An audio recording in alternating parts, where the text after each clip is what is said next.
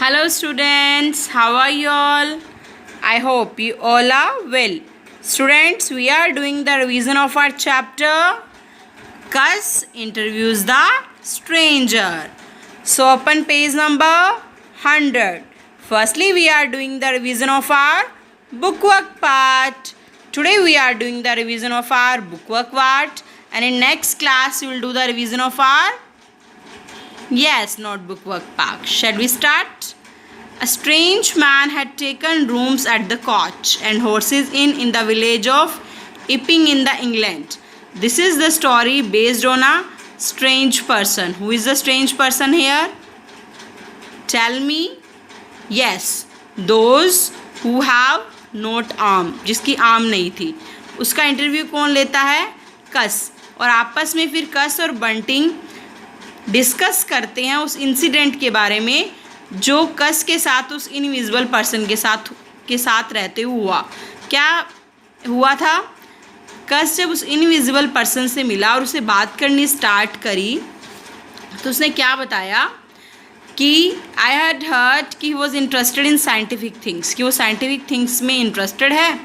इसलिए जो कस था उसने उसकी रिसर्च के बारे में पूछा तो उसने क्या बताया कि वो he was reading a very valuable prescriptions, कि वो बहुत ही वैल्यूएबल प्रिस्क्रिप्शन पढ़ रहा था। और वो वैल्यूएबल प्रिस्क्रिप्शंस किस में गिर गया? फायर प्लेस में। Before he could do anything, कि वो कुछ कर पाता, स्विश, ये स्विश हो गया and it was whisked up in the chimney, और वो चिमनी में चला गया। Just at that point to illustrate his story out came his arm, उसने अपनी स्टोरी को इलिस्ट्रेट करने के लिए, एक्सप्लेन करने के लिए अपनी आर्म निकाली। वेल सैड बंटिंग, बंटिंग ने कहा नो हैंड, उसके अंदर कोई हैंड नहीं था, एम्प्टी स्लीव थी। सबसे ज़्यादा जिसमें शॉकिंग वाली बात थी ना जो कस को लगी वो ये थी कि उसके जो आर्म थे उसके अंदर एम्प्टी स्लीव थी। I tell you I could see right down it to the elbow, मैं इसको एल्बो तक देख सकता था, वहाँ कुछ नहीं था। लेकिन वो जो स्ट्रेंज पर्सन था वो इतना कॉन्फिडेंट था कि जब उसने उसको बोला कि उसकी स्लीव कहाँ है तो उसने क्या रिस्पॉन्ड किया? See in the next page. Then very quietly he pulled his sleeve out of his pocket again, उसने अपनी पॉकेट से स्लीव्स निकाली, अपने हैंड्स को रेज्ड किया और मेरी तरफ बढ़ाया ताकि वो मुझे शो करना चाहता हो कि मेरी आर्म्स हैं। और फिर उसने क्या किया? Just like that until the cuff was 6 inches from my face, उसके जो क्लफ थे वो मेरे फेस से 6 इंचज़ थोड़ी दूर थे। It is so strange to see an empty sleeve come at you like that. Well, something exactly like a finger and thumb. It felt nipped my nose. उसने मेरे नोज़ को निप्ड कर दिया उससे अपनी फिंगर से, ये शो करने के लिए कि उसके पास आर्म है। और ये चीज़ उसको कस को बहुत ही सरप्राइज़ करी। देयर वॉज नथिंग, कस ने कहा almost shrinking, you may laugh at me but I tell you I was very startled, कि मैं शॉक्ड हो गया। क्या हिट हिज कफ हार्ड, मैंने उसके हार्ड कफ को हार्डली हिट किया एंड टर्न अराउंड, और कमरे से भाग गया। अब आपके साथ कभी ऐसा हो तो आप भी यही करोगे ना, भागने की सोचोगे। कस स्टॉप्ड हो गया। There was no mistake in his panning, कोई मिस्टेक नहीं थी, ठीक है। और उसे ऐसा लग रहा था कि वो घोस्ट आर्म है। Mister bunting thought in over, mister bunting ने इसके बारे में सोचा, वो बिल्कुल सस्पिशियस हो गया था कि क्या हो रहा है। It is really Mister Bunting with great emphasise, बहुत एम्फेसाइज देकर बंटिंग ने क्या सच में ये बहुत ही रिमार्केबल स्टोरी है, मतलब एक ऐसी स्टोरी है जो आपको बहुत ही अटेंशन दे। Okay students, I hope you have understood the chapter. Now come to the book work part. See this, complete this flow chart. इसमें सिचुएशंस बताइए कि किस किस सिचुएशन में क्या क्या इवेंट्स हुए थे। फर्स्टली कस विजिटेड गया था स्ट्रेंजर के रूम में, फिर क्या हुआ? He began to ask the stranger, उसने स्ट्रेंजर से पूछना शुरू किया if he was interested in scientific research, कि वो साइंटिफिक रिसर्च में इंटरेस्टेड है। तो स्ट्रेंजर ने क्या किया? उसको इंडिकेट किया, मतलब उसको चिमनी की तरफ बताया कि उसका जो प्रिस्क्रिप्शन था वो कैसे जल गया था।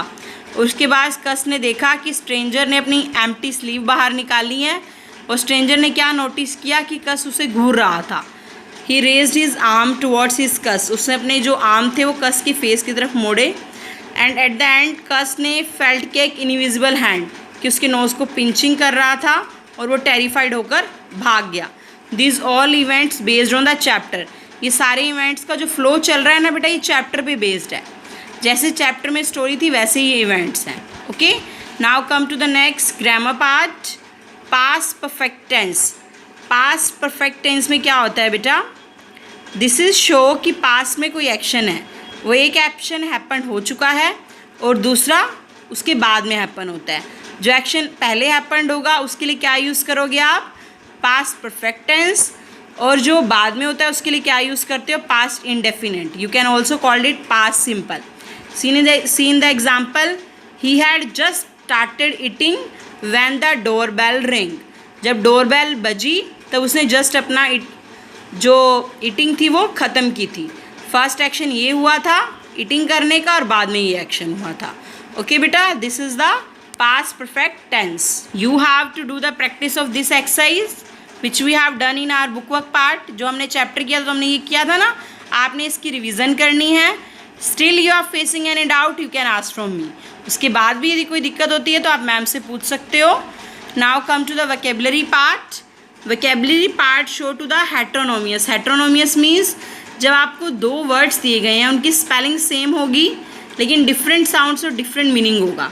ठीक है, और आपको सेंटेंस के अकॉर्डिंग उस मीनिंग को सेलेक्ट करना है और उसका जो एक्चुअल मीनिंग है वो बताना है.